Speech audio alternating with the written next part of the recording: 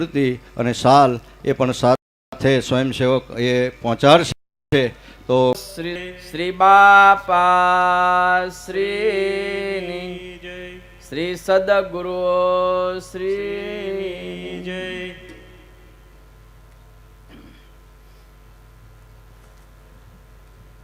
વાલા ભક્તો,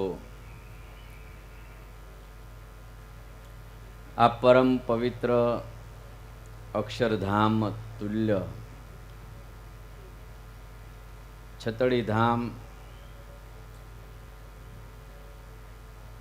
કાળી તલાવડીનો કિનારો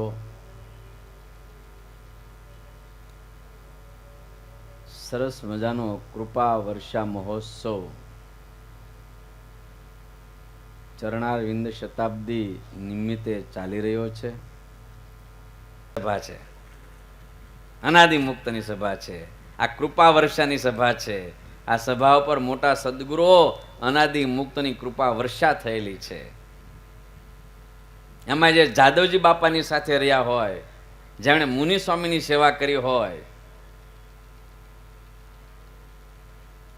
જેણે મામાની સેવા કરી હોય, માસીબાના યોગમાં રહ્યા હોય, એમનું તો આવું સહજ અંગ થઈ જ જાય. સાધન છે વાલા ભક્તો, કોષ જેવા છે. યાદ રાખો, સાધન છે એ કોષ જેવા છે અને કૃપા વર્ષા છે એ અષાઢી મેઘ છે. આ કાળી તલાવડીના કિનારે અત્યારે બાપાની કૃપા વર્ષા ચાલે છે, સદગુરુઓની કૃપા વર્ષા ચાલે છે. આ કલ્યાણને કોઈ ના બગાડી શકે, કોઈ ના બગાડી શકે.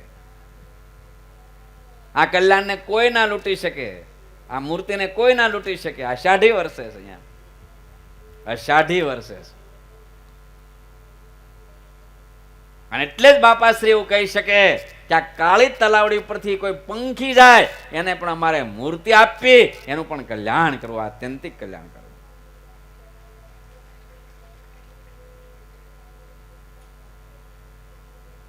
આજથી 100 વર્ષ પહેલા બાપાશ્રી ચરણારવિંદની સ્થાપના કરી.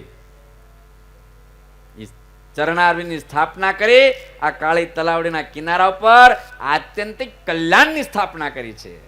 એના જે કોઈ દર્શન કરશે, ભાવે કુભાવ યાદ કરશે, એ મૂર્તિ લેશે, એ મહારાજના ધામમાં જશે. ભાવે કુભાવે. કોઈ આ નાનું તીર્થ નથી થાપ્યું,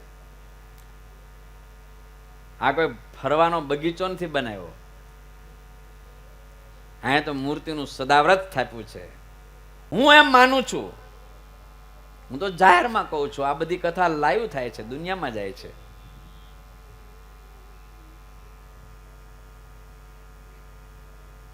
હું એમ માનું છું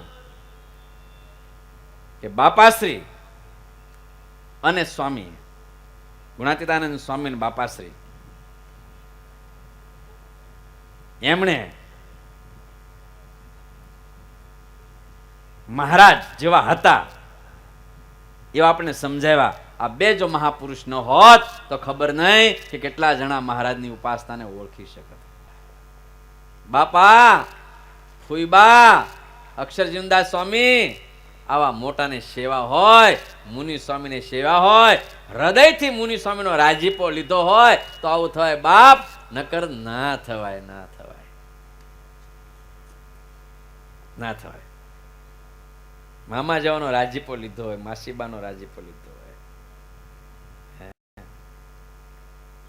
જાદવજી બાપાનો રાજીપો લીધો હોય, જેણે રાજીપો લઈ લીધો એના પર કૃપા વર્ષા થઈ ગઈ, અને જેણે રાજીપો ન લીધો એ કોરા ધાકોડ રહી ગઈ, ઊંધું હતું. તમને હું એટલા માટે વંદન કરું છું, એટલા માટે વંદન કરું છું કે તમે મુનિ સ્વામીને,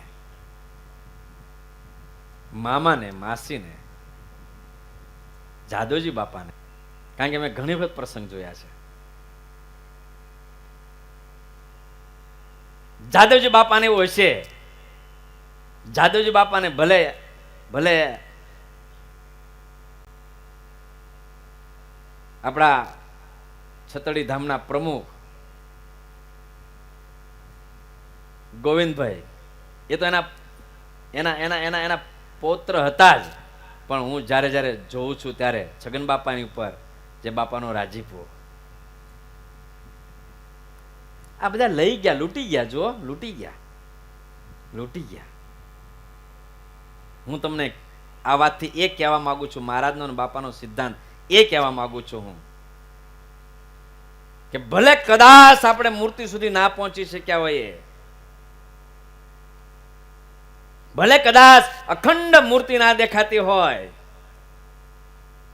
પણ આવા કોઈ મહાપુરુષ મોટાની પાંખમાં જો બેસી ગયા છીએ તો આપણને મૂર્તિના વિજા મળી ગયા છે, મળી ગયા છે અને મળી જ ગયા છે. કે ભગવાન કરતાંય પણ સાધુના ભક્ત મહાન છે, શ્રેષ્ઠ છે, નિર્ભય છે. તમે એટલા બધા નિર્ભય છો કે તમને મુનિ સ્વામી જેવા એક મહાપુરુષ, એક સિદ્ધ મુક્ત, અનાદિ મુક્ત, એના તમને દર્શન થયા છે, તમે એમને સેવા છે. આ સભામાં કોણ એવો હશે કે જેને મુનિ સ્વામીના દર્શન નથી થયા, જાદવજી બાપાના દર્શન નથી થયા, મામાના દર્શન નથી થયા, માસીબાના દર્શન નથી થયા? કોણ હશે?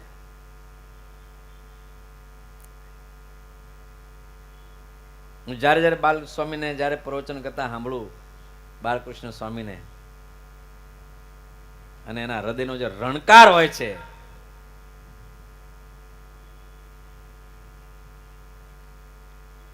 એમને જે કેપ હોય છે, એ આવ્યો કેપ ક્યાંથી?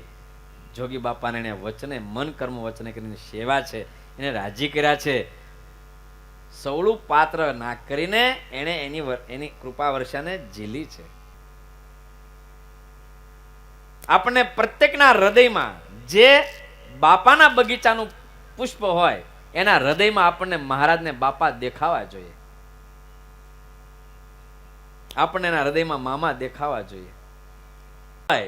દોષ માત્રને ટાળવા હોય, દોષ માત્રથી દૂર થવું હોય, તો હું જાહેરમાં હજારો હરિભક્તોની સભામાં જ્યાં લાયું થાય છે આ કથા, ત્યાં કહું છું કે તમે ગુણાતીત જ્ઞાન અને બાપાશ્રીના જ્ઞાનના પ્યાસી થાજો. આ જબરજસ્ત જ્ઞાન છે. સ્વામીની સદગુરુઓની વાતો વાંચજો,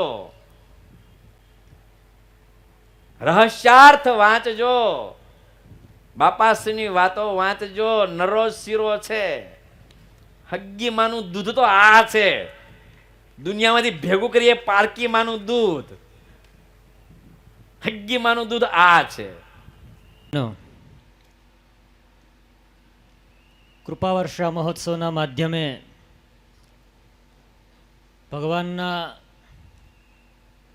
વિશેષ સંબંધથી આપણે નવપલ્લવિત બનીએ એવા પ્રયાસો વ્યાસપીઠના માધ્યમથી અહીંયા થઈ રહ્યા છે. આટલા વિશાળ ફલક ઉપર જ્યારે આ મહોત્સવ પ્રસરી રહ્યો હોય